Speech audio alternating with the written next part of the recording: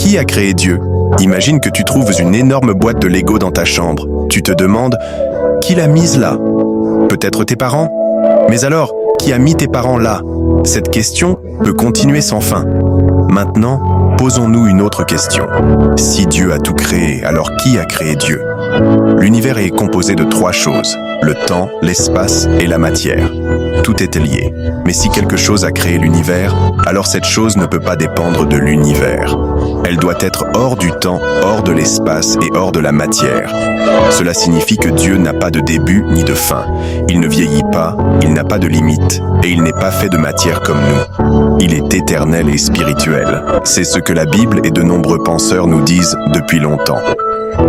Mais attends, si Dieu n'a pas de début, comment peut-il exister sans qu'on l'ait créé? Imagine un train. Chaque wagon est tiré par un autre wagon devant lui. Mais si la file de wagons était infinie, le train ne bougerait jamais. Il faut une locomotive pour tout mettre en mouvement. Dans notre monde, tout a une cause.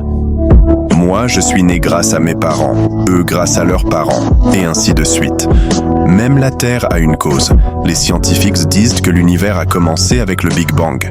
Mais le Big Bang est un début, donc il a forcément une cause.